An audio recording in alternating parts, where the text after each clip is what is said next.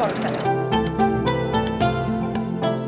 শান্ত দুপুর, দূরে নৌকার সারি।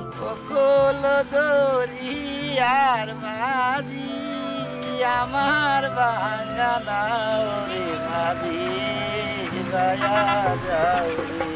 মাঝির গলার সুরে মিশেছে জলতরঙ্গের শব্দ। বুড়িগঙ্গা সত্যিই যেন এক জীবন্ত সত্তা।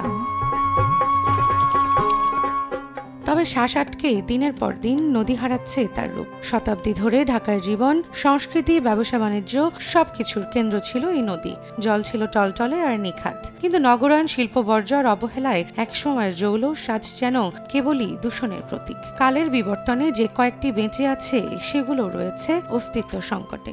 কারা দখল করেছে, এখন আমি দখল করেছি, আমি নেই, আরেকজনের দখলদার হয়ে গেছে। এখন দখলের উপর দখল চলছে। ওয়ালটন এখন দেশের সীমানা পেরিয়ে পৌঁছে গিয়েছে 50টিরও বেশি দেশে। ওয়ালটন, ঘরে ঘরে, বিশ্বজুড়ে। কোথাও পানি হয়েছে কৃষ্ণবর্ণ, ঘোলা ও দুর্গন্ধময়, আবার কোথাও যাচ্ছে অসংখ্য ডুবোচর, ভরাট হয়ে যাচ্ছে নদীর তলদেশ।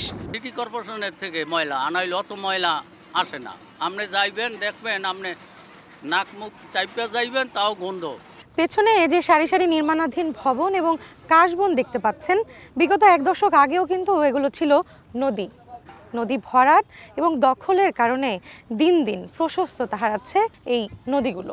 সব নর্দমা নদীতে নামে না, আপনার ঢাকা সিটির যত ময়লা আছে সবাই নদীতে নামে। মনে করেন ডেভেলপাররা কিনে নিয়ে ভরট করে, পলট করে বিক্রি করে।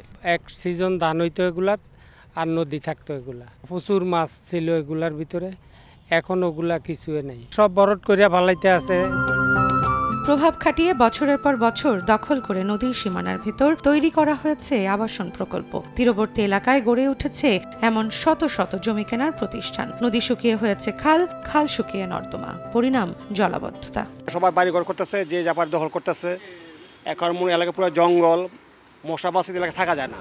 পরিবেশবিদরা বলছেন, ঢাকার চারপাশ দিয়ে বয়ে যাওয়া 5 নদী সিএস দাগ অনুযায়ী সংরক্ষণ ও উদ্ধার করার জন্য হাইকোর্ট নির্দেশ দিলেও তা বাস্তবায়ন না হওয়ায় নদীর এই দশা। সিটি কর্পোরেশনের ডাম্পিং সাইট হিসেবে নদীর তীরকে ব্যবহার করা হয় প্রথমে।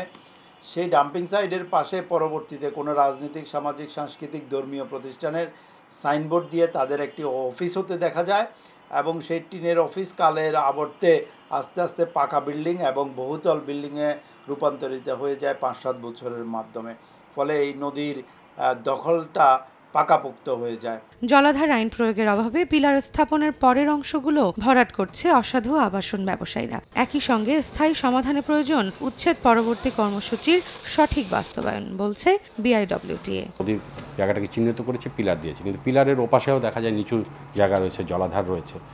তো সেখানে সেই সমস্ত যে আইন রয়েছে, জলাধার আইন বলেন বা নিচু জমি ভরাট করার ক্ষেত্রে শ্রেণী পরিবর্তনের আইন বলেন, সেই আইনগুলোকে কিন্তু সংশ্লিষ্ট সংস্থাকে সেটা যথাযথভাবে প্রয়োগ করতে হবে। তা না হলে কিন্তু দেখা যাবে যে সেই পিলার স্থাপন করেছি সেটার অ্যাডভান্টেজ নিয়ে নদীর পরের যে জায়গাগুলো আছে সেগুলো ভরাট করে আপনি যে বলছিলেন যে আবাসন করার একটি টেন্ডেন্সি রয়েছে, সেগুলো কিন্তু সুবিধাভোগী মহল সেগুলোর সুবিধা নিতে পারে।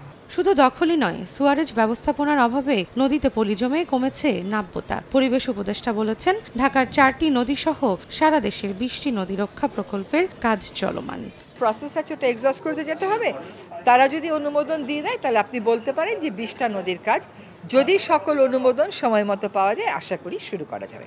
বিআইডব্লিউটিএ আরও বলছে, বুড়িগঙ্গার শীতলক্ষার প্লাস্টিক বর্জ্য অপসারণে আগামী ডিসেম্বরে নামানো হবে গ্র্যাব ড্রেজার। তবে বড় চ্যালেঞ্জ ময়লা ডিসপোজাল, যাতে দরকার সিটি কর্পোরেশনের সহায়তা। নদীগুলোকে বাঁচিয়ে রাখাই এখন আমাদের সবচেয়ে বড় চ্যালেঞ্জ। নদী দখল ও দূষণ মুক্ত রাখতে না পারলে এবং নদীর নাব্যতা ঠিক না থাকলে যেমন ব্যাহত হবে ফসল উৎপাদন, ঠিক তেমনি মারাত্মক প্রভাব পড়বে দেশের জীব ও বৈচিত্র্যের উপর। আর তাই দীর্ঘ মেয়াদী পরিকল্পনায় নিশ্চিহ্ন হওয়া নদীগুলোকে ফেরাতে হবে প্রবাহ, কারণ নদী বাঁচলে বাঁচবে দেশ। রৌনক প্রিয়ন্তা, সময় সংবাদ।